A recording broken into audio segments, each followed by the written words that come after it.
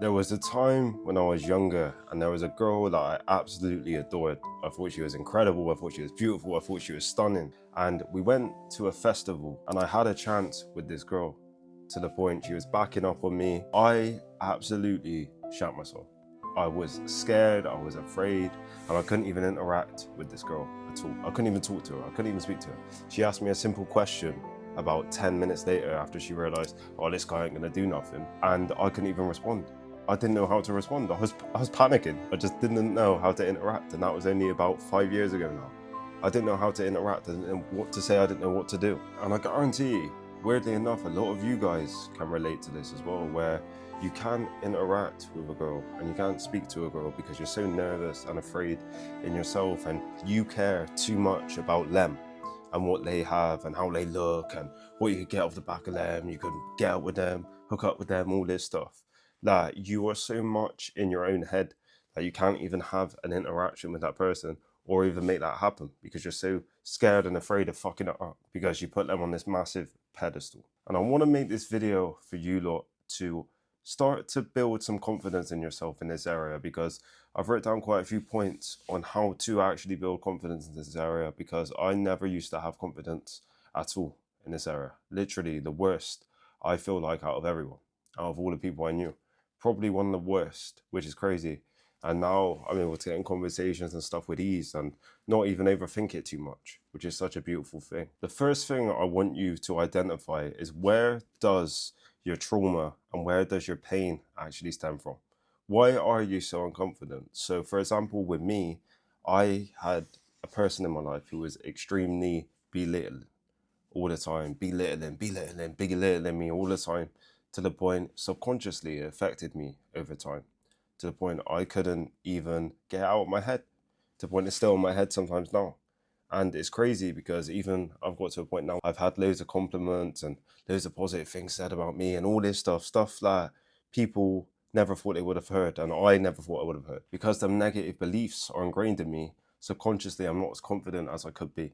I'm not as confident as I should be. And this is why I wrote, where does it stem from? Where does them thoughts, that pain, that sadness, where you count yourself out, where does that stem from? And also, does it stem from you? Because a lot of us give ourselves false promises. This is what I used to do as well. I used to give myself false promises. So I'd say, yeah, I'm going to go towards that goal. I'm going to go towards that thing. I'm going to do that. And I'm going to do that. And I'm going to do that. And I'll try towards it and give up. And subconsciously, that actually affects your confidence and how you perceive yourself.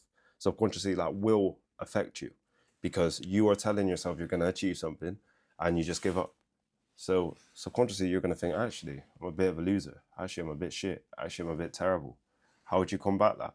You have to start building little wins in yourself. You have to start dedicating yourself to making little wins in your life, achieving a certain goal and working towards that on a daily basis and slowly getting there. That's the only way you combat that, to the point you start believing in yourself a little bit. For example, my fitness journey, this made me start believing in myself quite a bit more, because I was able to see different results each week, each few days, and just look better and feel better and overall achieve a better version of myself, lifting more weights. And that made me start believing in myself and kind of counteracted them old mistakes that I made. And then I adapted that into different areas, which was able to improve my life and help my life. And that's what you need to do. You need to almost switch that on its head. And when you start doing things and start achieving things a little bit, you start believing in yourself way more than you ever did before. The next thing is, visualize yourself as a guy who achieves your goal. Visualize yourself as a guy who achieves, let's say, a certain amount of money. Let's say this girl's number. Let's say whatever it is. Subconsciously, when you visualize that, it actually changes how you hold yourself and how you look at yourself. And this is what I found. I've always used visualization now in my life recently. And surprisingly, weirdly enough, even recently, stuff has happened in my life where I visualize certain things happening in a certain way, and it happens in a absolute similar way. That is incredible. That is unbelievable. And this has real power because you are seeing yourself doing that. So as much as it's a bit wishy-washy and all this, you are seeing yourself achieve that certain thing, that certain goal, whatever it is. So you're going to believe in yourself a little bit more just from that one practice of you visualizing yourself.